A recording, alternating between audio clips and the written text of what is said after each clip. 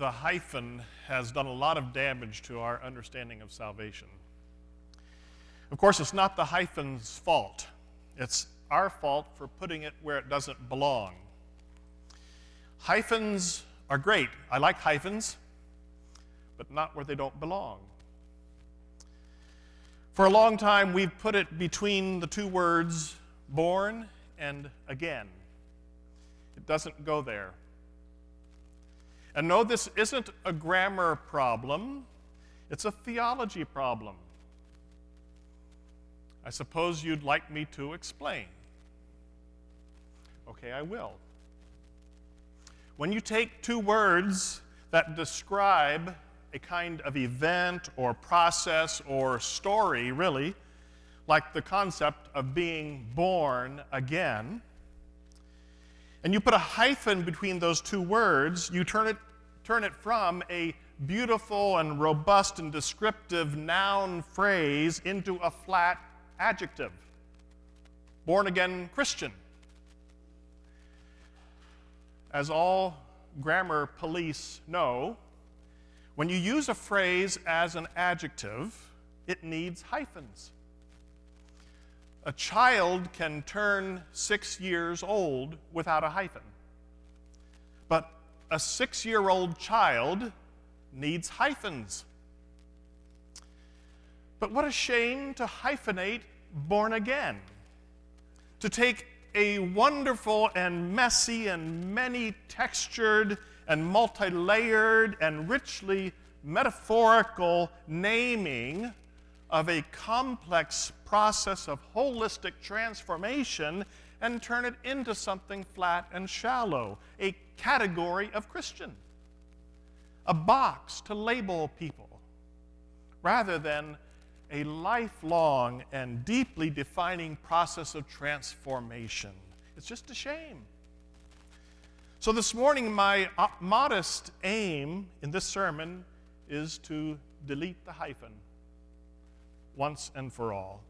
I aim to rehabilitate our love for this beautiful metaphor that Jesus himself used, the experience of being born again.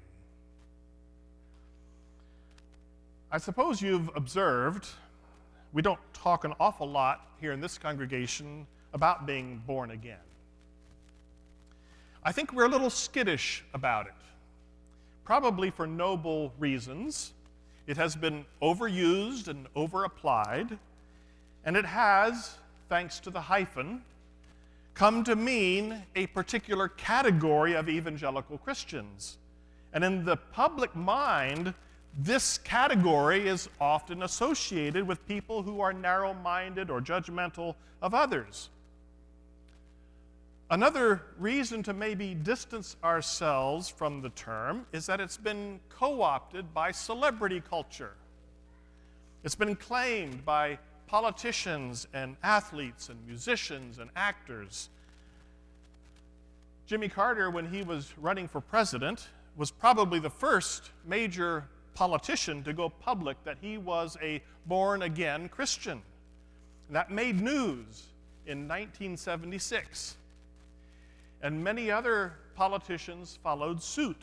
And then all manner of other celebrities joined in.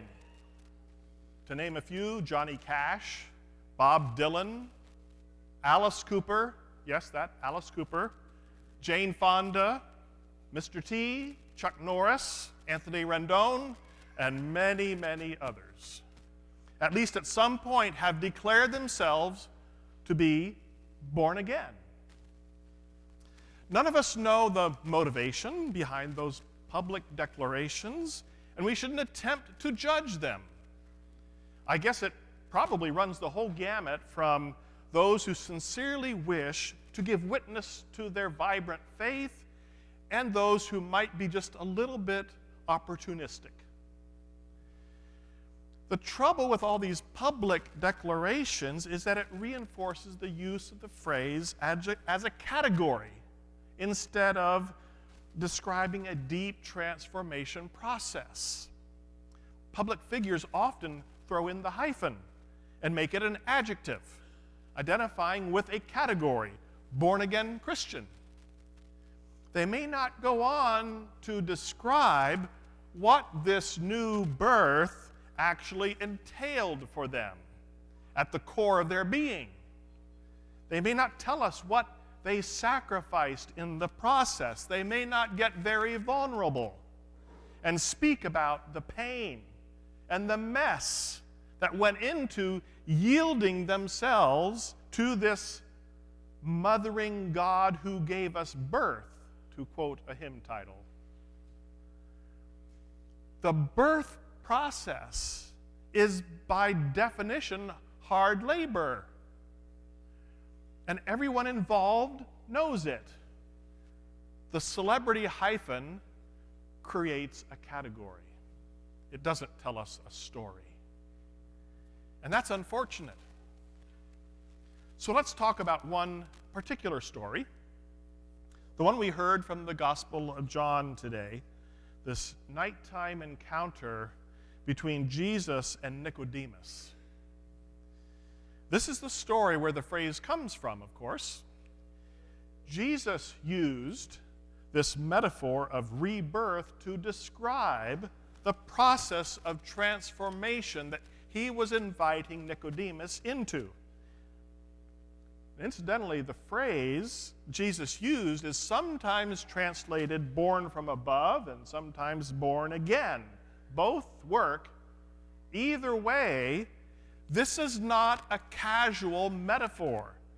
Birth refers to something hard and painful and messy. And I'm not even talking about the one giving birth. We all know that's hard labor, either by personal experience or by hearing someone else's testimony or by watching Call the Midwife on PBS. What I'm saying is, in regard to this metaphor of Jesus, is that being born is no picnic. From the point of view of the person being born, the ride down the birth canal is no joyride. It's excruciating. It's hazardous. It's messy. It's utterly life-changing. And it's death to the old life, death to the status quo. First birth or rebirth, same deal. It's a radical reordering of our lives. I'm guessing Nicodemus already knew something about how hard this road would be. Even before Jesus gave Nicodemus those unsettling words about being born again, even before Nicodemus came to Jesus with his questions, I think he had an inkling that the answers he would get were not going to be easy ones. Nicodemus came to Jesus by night. It was safer that way. There's a lot we don't know about Nicodemus and his motives for asking those questions, but as a Pharisee and as a leader of the Jews, it says in John, Nicodemus had a lot to protect in his current life. If he had any intention of keeping his respected position in the community, he had better be careful around Jesus. If he was going to go directly to this rabble-rouser, Jesus, and ask honest, searching questions, he had better be discreet and private. You never know who might be listening or lurking in the shadows. Nicodemus was very much like a baby in the womb. Safe, secure, comfortable. I doubt he was ready for that excruciating trip from womb to world. Yes, he was fascinated with Jesus. The idea, the concept of becoming a follower of Jesus was a compelling idea to think about. And he had thought about it. That's why he had questions. But Nicodemus apparently had too much at stake to become a disciple just yet. He was curious, but not curious enough to stake his whole life on it. Jesus told him that one who is born of the Spirit lives in the Spirit. And the Spirit, Jesus said, is like the wind that blows where it will, and you can't see where it is coming from or where it is going. I'm guessing Nicodemus needed a little more stability than what the wind could afford him. He needed his life to be a little more predictable than that. Maybe Nicodemus went home to think some more. John 3 doesn't really tell us. Did Nicodemus ever allow himself to re-enter the womb of God and be born again? We don't know. We do hear about Nicodemus twice more in John's Gospel. In John 7, the chief priests and Pharisees hold an emergency meeting planning to arrest Jesus, and Nicodemus pipes up. He didn't actually defend Jesus, but he did point out a legal technicality that was in Jesus' favor.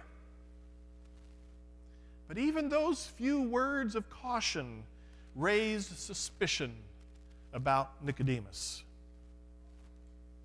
Then, after Jesus' crucifixion in John 19, Nicodemus joined Joseph of Arimathea in quietly embalming and burying Jesus' body, according to John.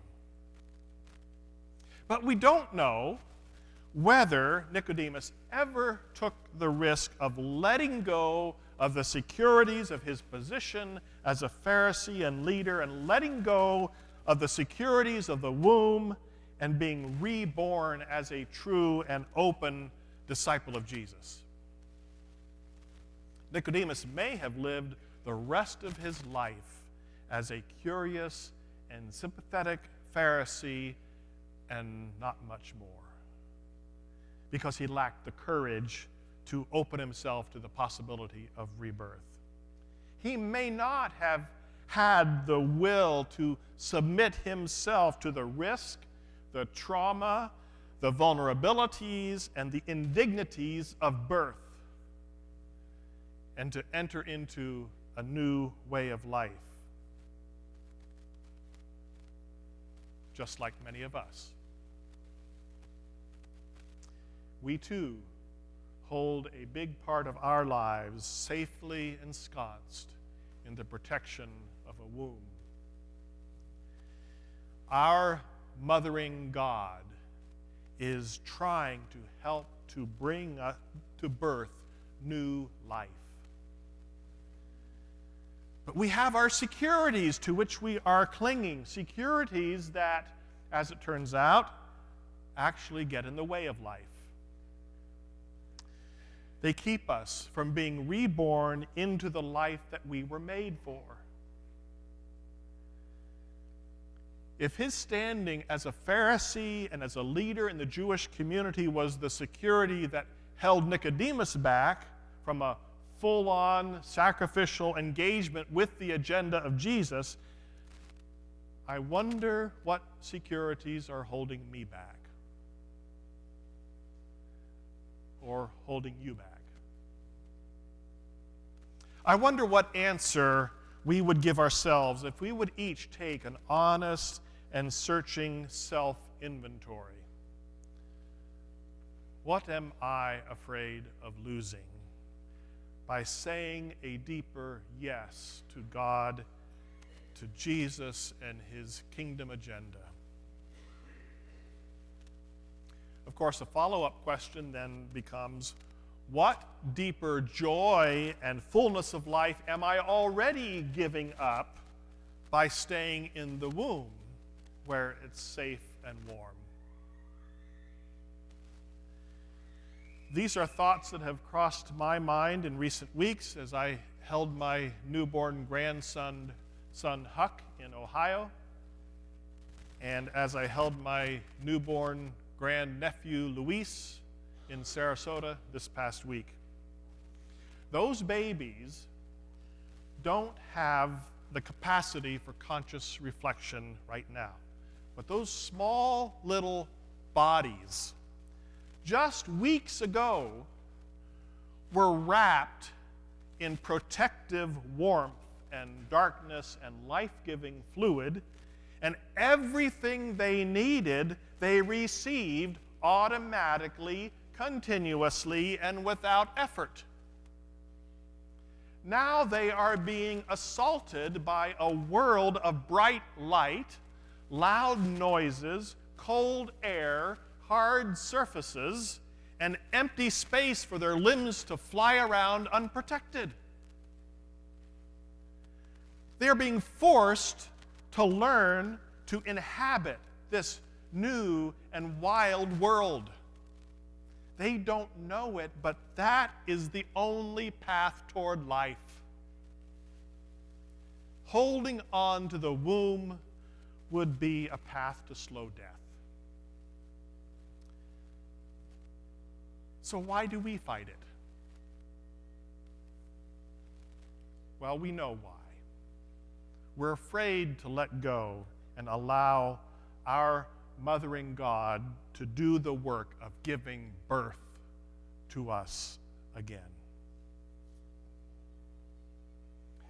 I've been getting by email the daily reflections of poet and pastor Steve Garnaas Holmes, who blogs at unfoldinglight.net.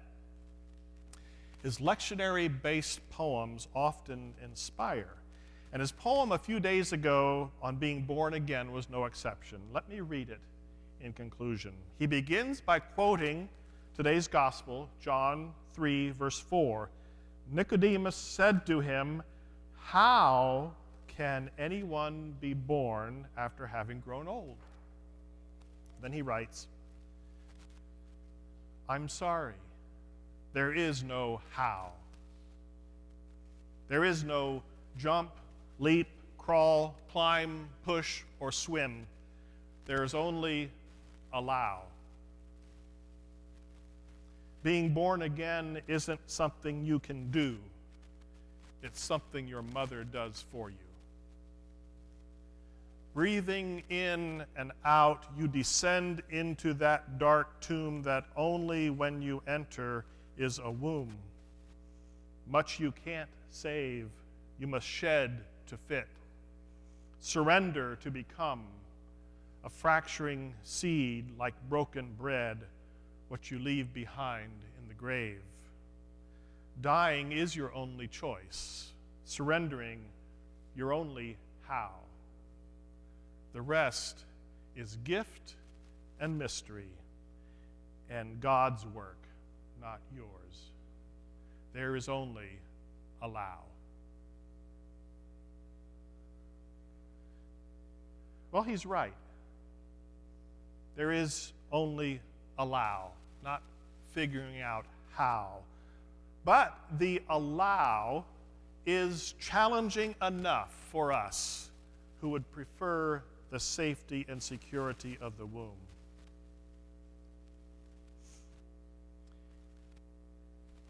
In what part of your life is God inviting you to let go and enter into a new space? A space that may feel threatening right now, but is actually the path to a deeper and richer life.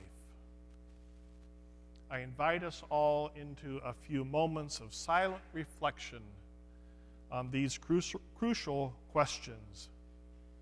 Where in my life is God inviting me into a new birth experience?